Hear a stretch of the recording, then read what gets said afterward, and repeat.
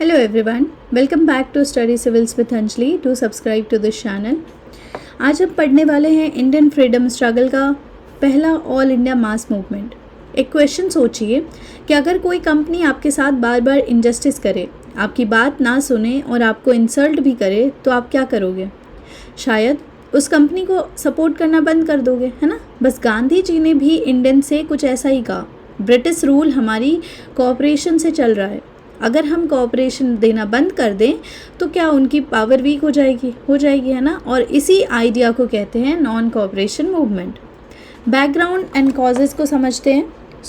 Post world war first के बाद ना इकोनॉमिक हार्डशिप आया, प्राइसेस बढ़ गई, अनएम्प्लॉयमेंट बढ़ गया, टैक्सेस बढ़ गए थे, फार्मर्स और वर्कर्स की कंडीशन ना और ख़राब हो गई थी। इमेजिन करो कि आपकी सैलरी सेम हो लेकिन ना सब चीज़ों के जो प्राइस है ना वो डबल हो जाए, कितना डिफ़िकल्ट होगा। एग्जैक्टली यही सिचुएशन ना इंडियंस के साथ थी। एंड उसके बाद ना रॉलेट एक्ट हुआ, जलियांवाला बाग मैसेकर हुआ। 1919 का ना ब्लैक एक्ट और फिर जलियांवाला बाग मैसेकर। इंडियंस को ना लगने लगा कि ब्रिटिश जस्टिस एक इल्यूज़न है। फेथ तो पूरा का पूरा टूट चुका था, विश्वास। उसके साथ ही साथ फेल्योर हुआ कॉन्स्टिट्यूशनल मेथड्स का। मॉडरेट ने पिटीशन लिखी, डेलीगेशन भेजे, लेकिन रिजल्ट क्या आया? कुछ नहीं। तो लोग ना स्टार्ट करने लगे ये सोचना कि सिर्फ रिक्वेस्ट से तो फ्रीडम नहीं मिलेगा, है ना। उसके बाद होता है rise of anti British sentiments. अब लोगों में ना ब्रिटिश एरोगेंस और रेशियल डिस्क्रिमिनेशन की वजह से लोगों में बहुत गुस्सा आ चुका था। अब लोग को रिफॉर्म नहीं, स्वराज मांग रहे थे, ठीक है। और इसी वक्त जो है खिलाफत इशू आया, ठीक है, इंट्रोडक्शन टू खिलाफत इशू। अब एक इंटरेस्टिंग क्वेश्चन है कि इंडिया के मुस्लिम टर्की के इशू को लेकर इतना इमोशनल क्यों हो गए? बिकॉज ऑटोमन सुल्तान को दुनिया के जो मुस्लिम कैलिफ मानते थे, है ना। फर्स्ट वर्ल्ड वॉर के बाद ब्रिटेन ने प्रॉमिस तोड़ा और टर्की पर हार्श कंडीशन इम्पोज कर दिया। इंडियन मुस्लिम को लगा कि ब्रिटिश ने धोखा दिया है और इसीलिए इंडिया में स्टार्ट हुआ खिलाफत मूवमेंट। लीडर थे अली ब्रदर, मौलाना मोहम्मद अली और मौलाना शौकत अली, और साथ में थे मौलाना अब्दुल कलाम आज़ाद, हाकिम अजमल खान और हसरत मोहानी। इनका डिमांड क्या था ये हमने देखा बैकग्राउंड, ठीक है। अली ब्रदर्स थे और लीडर्स थे। अब इनके डिमांड्स को देखें तो इनका डिमांड था कि कैलिफ की अथॉरिटी बचाओ, ऑटोमन एम्पायर को प्रिजर्व करो, टर्की के इंटरनल मैटर में इंटरफेयर मत करो। गांधी जी का सपोर्ट क्या था इस चीज़ को लेके? तो अब यहाँ ना गांधी जी का ना मास्टर स्ट्रोक आता है। उन्होंने कहा कि ये सिर्फ मुस्लिम इशू नहीं है, जस्टिस का इशू है। और गांधी जी ने खिलाफत मूवमेंट को नॉन कोऑपरेशन के साथ लिंक कर दिया। क्यों? बिकॉज उन्हें लगा कि हिंदू मुस्लिम यूनिटी के बिना ना फ्रीडम स्ट्रगल सक्सेसफुल नहीं होगा। अब बात कर लेते हैं इम्पॉर्टेंट हिंदू मुस्लिम इम्पॉर्टेंस क्या रहा इस यूनिटी का। पहली बार हिंदू और मुस्लिम एक कॉमन प्लेटफॉर्म पर आए। इमेजिन करो, स्कूल का जो है एनुअल फेस्ट है और अगर सिर्फ एक क्लास काम करते रहे तो इवेंट सक्सेसफुल नहीं होगा, लेकिन अगर पूरा स्कूल मिलकर काम करे तो रिज़ल्ट अमेजिंग हो सकता है ना। एग्जैक्टली वैसा ही फ्रीडम मूवमेंट को भी ना यूनिटी ने स्ट्रेंथ दी। ये पीरियड इंडियन हिस्ट्री का golden phase of Hindu Muslim unity माना जाता है ना। एंड ये बिगिनिंग था नॉन कोऑपरेशन का, बिगिनिंग ऑफ नॉन कोऑपरेशन।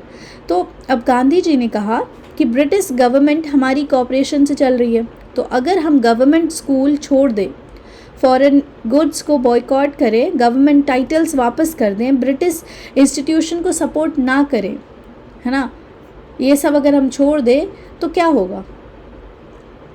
तो ब्रिटिश रूल वीक हो जाएगा। ये एक ना यूनिक आइडिया था, कोई वायलेंस नहीं था, कोई वेपन्स नहीं थे, कुछ नहीं था, है ना। सिर्फ नॉन कोऑपरेशन, इसीलिए ना मूवमेंट को इंडियन हिस्ट्री का ना फर्स्ट रियल मास मूवमेंट कहा जाता है। अब वाई दिस में जो इतना इम्पॉर्टेंट क्यों था? पहली बार student, women, workers, peasant, middle class, businessman सब ना फ्रीडम स्ट्रगल का पार्ट बने। नेशनलिज्म एलीट पॉलिटिक्स से निकलकर लोगों की मूवमेंट बन चुकी थी। सारे लोग कोऑपरेट कर रहे थे, चाहे वो हिंदू हो, मुस्लिम हो, हर कोई एक दूसरे के साथ था।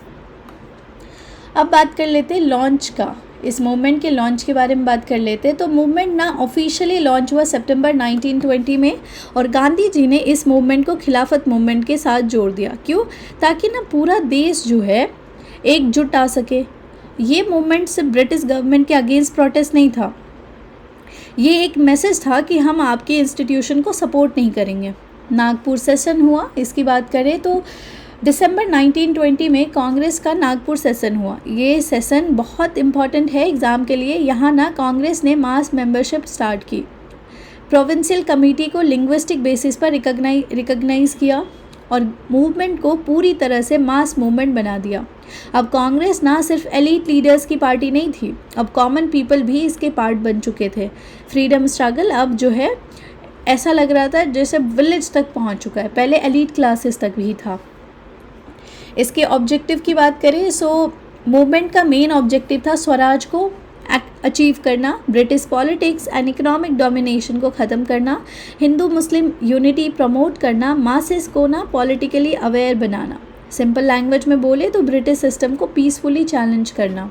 ओके, क्या क्या मेथड्स एंड प्रोग्राम यूज़ किए गए? सो अब गांधी जी ने लोगों से कहा कि बॉयकॉट करो, गवर्नमेंट स्कूल को बॉयकॉट करो, कॉलेजेस को करो, law code, foreign clothes, government titles, election, सब को ना बॉयकॉट कर दो। अब सोचिए कि अगर किसी कंपनी का प्रोडक्ट ही कोई ना खरीदे तो कंपनी को नुकसान होगा ना। एग्जैक्टली ब्रिटिश इकोनॉमी को चैलेंज फेस करने के लिए फेस किया, उसके फॉरेन गुड्स को बॉयकॉट किया तो वो चीज़ें बिकनी बंद हो गई। सो अब बात करते हैं कि कंस्ट्रक्टिव प्रोग्राम क्या था। ये सारे बॉयकॉट हुआ, गवर्नमेंट स्कूल, लॉ कोर्ट, सबको बोला कि अब हम तुम्हारा कुछ नहीं खरीदने वाले, तुम वापस अपना निकलो इधर से। कंस्ट्रक्टिव प्रोग्राम, इसकी बात करें तो गांधी जी सिर्फ नो नहीं बोलना चाहते थे, वो ना ऑल्टरनेटिव भी देना चाहते थे और इसीलिए उन्होंने कहा कि खादी पहनो, चरखा चलाओ, नेशनल स्कूल खोलो, अनटचेबिलिटी को हटाओ और विलेज को डेवलप करो। यानी सिर्फ ब्रिटिश रूल को रिजेक्ट नहीं करना था, एक नया इंडिया जो है वो बिल्ड करना चाहते थे। अब बात करते हैं ये मूवमेंट के स्प्रेड के बारे में। ओके, सबसे एक्साइटिंग पार्ट है कि कौन कौन पार्टिसिपेट कर रहे थे। तो सबसे पहले इसमें पार्टिसिपेट कर रहे थे स्टूडेंट पार्टिसिपेट कर रहे थे। थाउजेंड्स ऑफ स्टूडेंट ने गवर्नमेंट स्कूल और कॉलेज को छोड़ दिया, नेशनल स्कूल ज्वाइन कर लिया। इमेजिन करो आज लाखों स्टूडेंट एक साथ गवर्नमेंट यूनिवर्सिटी छोड़ दे, कितना बड़ा इम्पैक्ट होगा, है ना। विमेन की बात कर ले तो पहली बार ना लार्ज नंबर में विमेन पब्लिक लाइफ में आई। फॉरेन क्लोथ्स और लिकर शॉप के बाहर पिकेटिंग किया, खादी स्पिन की, नेशनल मूवमेंट का इम्पॉर्टेंट पार्ट बनी, है ना। पीजेंट की बात कर ले तो चाहे वो अवध हो, बिहार हो या पंजाब, ये सारे फार्मर्स मूवमेंट में जुड़े। कुछ जगहों पे ना अनजस्ट टैक्सेस देने से मना कर भी दिया। वर्कर्स ने भी जो है स्ट्राइक किया, रेलवे वर्कर और मिल वर्कर भी मूवमेंट का हिस्सा बने। बिजनेस क्लासेस जैसे कि मर्चेंट ने ब्रिटिश गुड को बॉयकॉट किया और स्वदेशी इंडस्ट्री को सपोर्ट किया। रीजनल स्प्रेड की बात करें तो मूवमेंट सिर्फ दिल्ली और बॉम्बे तक नहीं लिमिटेड था, पंजाब, अवध, बिहार, बंगाल, मद्रास, है ना, सारे जगह पूरे इंडिया में ये मूवमेंट वाइल्ड फायर की तरह स्प्रेड हो गया था। अब लोगों का रिस्पॉन्स क्या था? सो बॉनफायर कहते हैं कि बॉनफायर और फॉरेन क्लोथ जलाने लगे वो लोग, ऐसे आग लगा के उसमें सारे जो है विदेशी चीज़ें जला रहे थे। प्रभात फेरीज निकाली जा रही थी, नेशनल सॉन्ग्स गाए जा रहे थे, वॉलंटरी कॉर्प्स बनाए गए। पीपल फेल्ट कि फ्रीडम स्ट्रगल अब उनका अपना मूवमेंट है और इसीलिए हिस्टोरियंस कहते हैं कि नॉन कोऑपरेशन मूवमेंट ट्रांसफॉर्म कर दिया नेशनलिज्म को इनटू अ पीपल्स मूवमेंट। अब जो है वो लोग को लगता था ये हम हमारे लिए लड़ रहे हैं। ब्रिटिश गवर्नमेंट का इस पे रिस्पॉन्स क्या था वो भी जानना ज़रूरी है ना। सबसे पहले कि जैसे जैसे ना मूवमेंट स्प्रेड हो रहा था ब्रिटिश गवर्नमेंट डरने लगी। क्यों? क्योंकि पहली बार ना पूरा इंडिया एक साथ यूनाइट हो रहा था। ब्रिटिश ने डिसाइड किया कि मूवमेंट को क्रश करना होगा, तो शुरू हुआ रिप्रेशन, जैसे कि लाठीचार्ज, फायरिंग, रेड्स पड़ना, प्रेस सेंसरशिप, इमरजेंसी ऑर्डिनेंस। तो जैसे आज किसी स्कूल में स्टूडेंट एक इशू पर यूनाइट हो जाए तो एडमिनिस्ट्रेशन उनको डिवाइड करने और कंट्रोल करने की पूरी कोशिश करेगा, उसी तरीके से, है ना। फिर उसके बाद अरेस्ट एंड रिस्ट्रिक्शंस होने लगे, थाउजेंड्स ऑफ लीडर्स को वॉलंटियर्स को जो है अरेस्ट करने लगे, जैसे कि अली ब्रदर्स, CR दास, लाला लाजपत राय और कई लीडर्स को, लोकल लीडर्स को जेल भेज दिया गया। पब्लिक मीटिंग बैन कर दिया, वॉलंटरी कॉर्प्स बैन कर दिया, न्यूज़पेपर पर रेस्ट्रिक्शन लगा दिए। लेकिन एक इंटरेस्टिंग बात ये हुई कि जितना रिप्रेशन बढ़ता गया उतना ही मूवमेंट और पॉपुलर होता गया। लोगों को लगने लगा कि अब हम सही डायरेक्शन में जा रहे हैं। फिर लेकिन हो जाता वहीं पे चौरी चौड़ा इंसिडेंट। और फिर आया वो इंसिडेंट जिसने ना पूरी मूवमेंट का डायरेक्शन बदल दिया। 5 फेब को 1922 गोरखपुर उत्तर प्रदेश का एक जगह है चौरी चौरा, एक पीसफुल ना प्रोसेशन चल रहा था।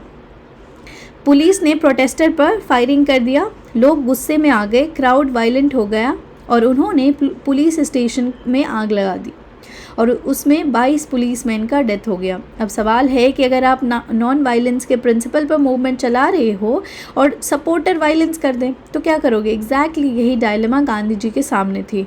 गांधी जी ने विड्रॉ कर दिया मूवमेंट को। 12 फरवरी 1922 को गांधी जी ने अनाउंस किया कि नॉन कोऑपरेशन मूवमेंट अब सस्पेंड होगा। पूरा देश शॉक में था।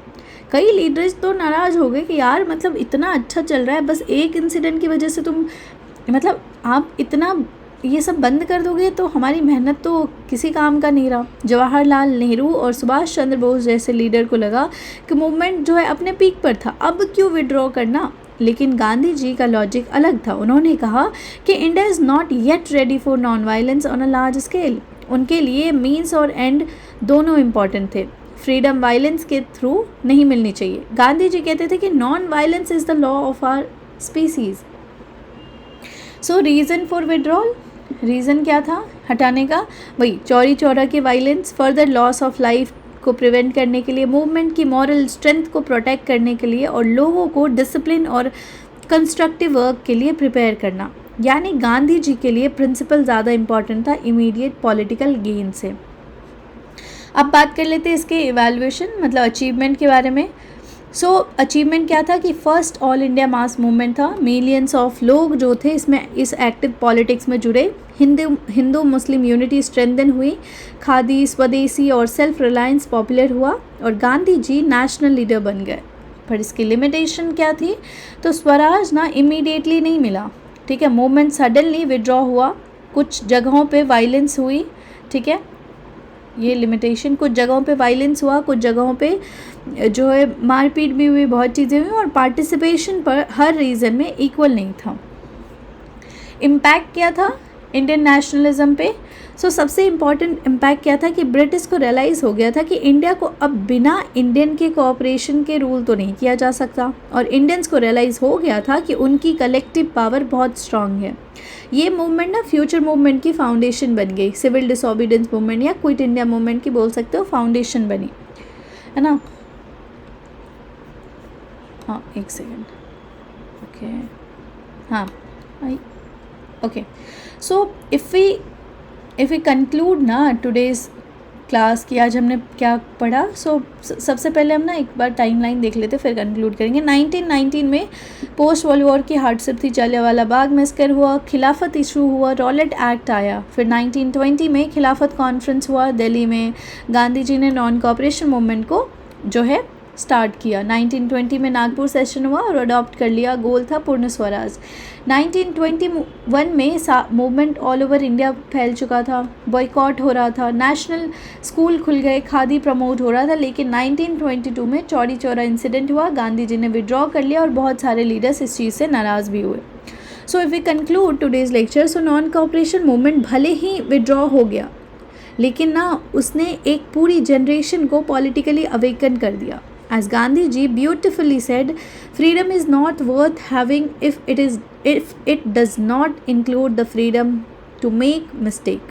Okay?